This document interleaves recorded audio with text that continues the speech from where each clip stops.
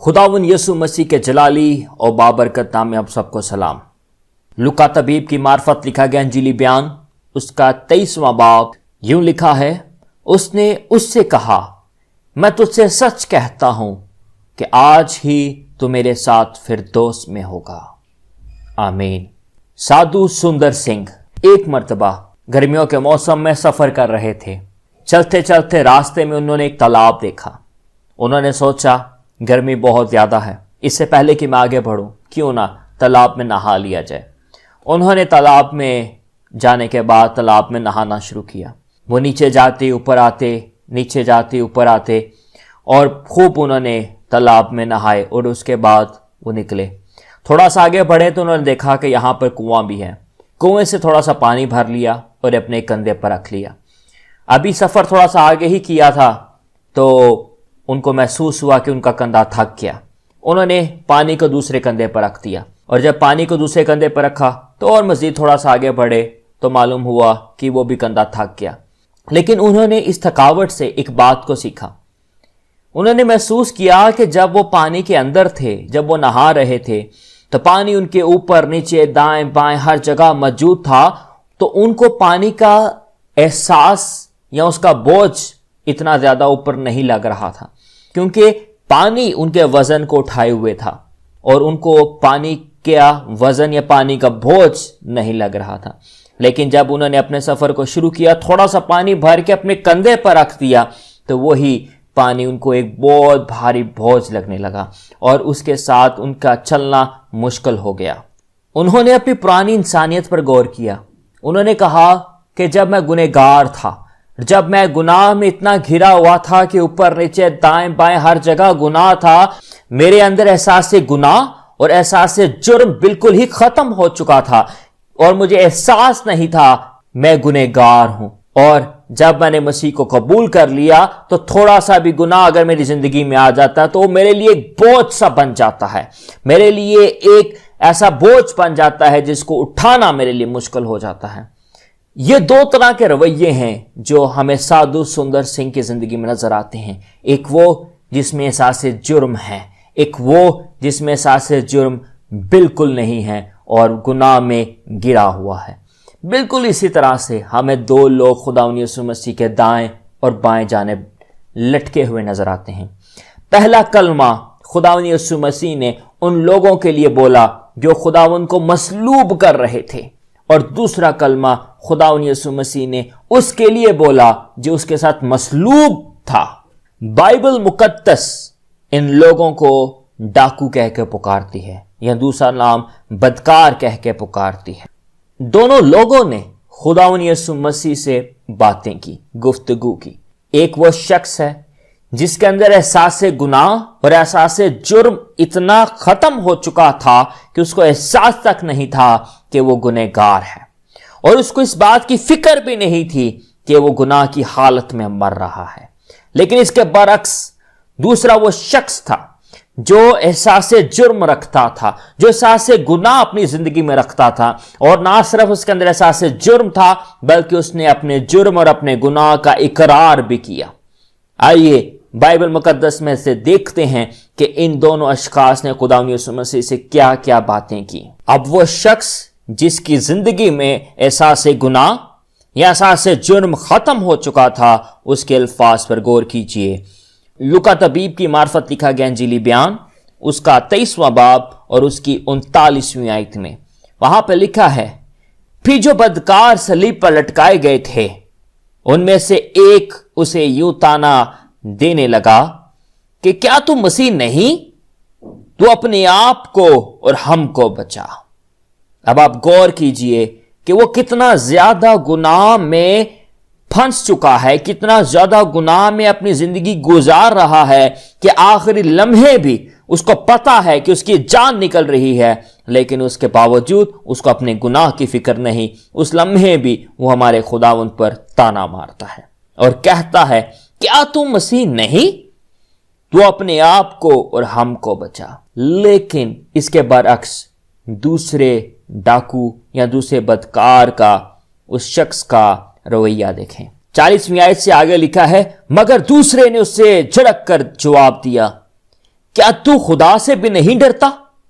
حالانکہ اسی سزا میں گرفتار ہے، اور ہماری سزا تو واجبی ہے کیونکہ ہم اپنے کاموں کا بدلہ پا رہے ہیں، لیکن اس نے کوئی بھیجا کام نہیں کیا۔ آیت نمبر 40 اور 41 میں یہ دوسرا شخص اپنے گناہوں کا اقرار کرتا ہے۔ وہ اس بات کا اقرار کرتا ہے کہ ہمیں جو سزا مل رہی ہے وہ واجبی ہے، لیکن خداوند یسوع مسیح کو اس کے گناہوں کی وجہ سے یا اس کی کسی غلطی کی وجہ سے سزا نہیں مل رہی، کیونکہ اس نے ایسا کوئی کام کیا ہی نہیں۔ اور پھر آگے چل کے نہ صرف اپنے گناہوں کا اقرار کرتا ہے بلکہ وہ خداوند سے ایک درخواست کرتا ہے۔ وہ کیا کہتا ہے؟ آیت نمبر 42 میں لکھا ہے، پھر اس نے کہا، اے یسوع، جب تو اپنی بادشاہی میں آئے تو مجھے یاد کرنا۔ جب تو اپنی بادشاہی میں آئے تو مجھے یاد کرنا۔ اب خداوند یسوع مسیح نے جواب دیا، اس نے اس سے کہا، میں تجھ سے سچ کہتا ہوں کہ آج ہی تو میرے ساتھ فردوس میں ہوگا۔ میں تجھ سے سچ کہتا ہوں کہ تو آج ہی میرے ساتھ فردوس میں ہوگا۔ خداوند یسوع مسیح نے جب جواب دیا تو یہ ساتھ کہا کہ میں تجھ سے سچ کہتا ہوں۔ خداوند یسوع مسیح جو صادق اور سچا ہے، اس کے قول اور فعل میں بالکل بھی تضاد نہیں۔ اس نے کہا کہ تم میں کون ہے جو مجھ میں گناہ ثابت کر سکتا ہے؟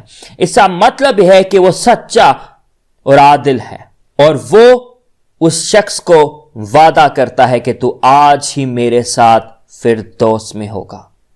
کتنی خوبصورت بات ہے کہ اس دوسرے شخص نے اپنی زندگی کے آخری لمحے میں اپنی زندگی کو محفوظ کر لیا، اپنی زندگی کو بچا لیا۔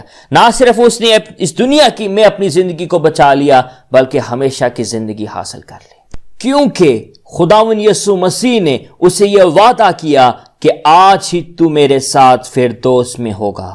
لفظ فردوس، پادری ڈاکٹر آرتھر جیمز فردوس کے بارے میں لکھتے ہیں کہ فردوس فارسی زبان کا لفظ ہے جس کے معنی دیوار سے گھری ہوئی محفوظ جگہ، دیوار سے گھری ہوئی محفوظ جگہ۔ یہ یروشلم شہر کے لیے اور اس شہر پناہ کے لیے بھی استعمال ہوا ہے، یہ باغ کے لیے بھی استعمال ہوا ہے، یعنی وائز اس کا 2 باب اس کی 5ویں آیت۔ ہم کہہ سکتے ہیں کہ فردوس ایسی جگہ ہے جہاں پر خدا کی موجودگی ہے، اور یہاں پر خداوند یسوع مسیح اپنے الہی اختیار کو استعمال کرتے ہوئے، اپنے خدا ہونے کو استعمال کرتے ہوئے اپنی ذات میں یہ وعدہ کرتے ہیں کہ آج ہی تو میرے ساتھ فردوس میں ہوگا۔ اور اگر ہم ان دونوں اشخاص کی زندگی پر غور کریں، آخری لمحے میں اپنے موت کے قریب ہیں، جان آہستہ آہستہ نکل رہی ہے، درد ہے، تکلیف ہے، لیکن اس کے باوجود ایک وہ شخص ہے جو گناہ میں اتنا گر چکا ہے، جو احساس جرم اس کی زندگی میں ختم ہو چکا ہے کہ اس نے آخری لمحے میں بھی اس زندگی کو حاصل نہیں کیا اور وہ ہمیشہ کی زندگی کو کھو بیٹھا۔ لیکن اس کے برعکس دوسرا شخص جو مسیح کے سامنے اپنے گناہوں کا اقرار کرتا ہے، اپنی غلطی کا اقرار کرتا ہے، نہ صرف گناہوں کا اقرار کرتا ہے، غلطی کا اقرار کرتا ہے، بلکہ خداوند کے حضور جھک جاتا ہے اور خداوند سے کہتا ہے کہ جب تو اپنی بادشاہی میں آئے تو مجھے بھی یاد رکھ۔ وہ خداوند سے وعدہ لیتا ہے اور پھر خداوند اس کے لیے وعدہ کرتا ہے، میں تجھ سے سچ کہتا ہوں، میں تجھ سے سچ کہتا ہوں کہ آج ہی تو میرے ساتھ فردوس میں ہوگا۔ اس شخص نے آخری لمحے میں اپنی زندگی کو بچا لیا۔ نہ صرف اس نے اپنی زندگی کو بچایا بلکہ ہمیشہ کی زندگی کو حاصل کر لیا اور وہ خدا کی بادشاہی میں داخل ہوا۔ آئیے ہم اپنی زندگیوں پر غور کریں۔ خدا نے آج ہمیں زندگی بخشی ہے، ہمیں سانسیں بخشی ہیں، تو اس کو بے فائدہ مت سمجھیے۔ خدا نے آج بھی ہمیں یہ موقع دیا ہے۔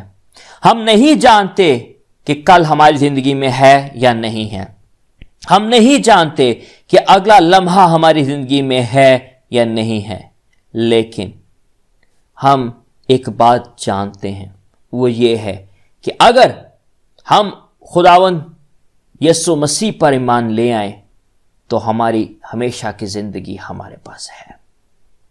एक उम्मीद जो हमें यहां पर मिलती है वो हमारे लिए है।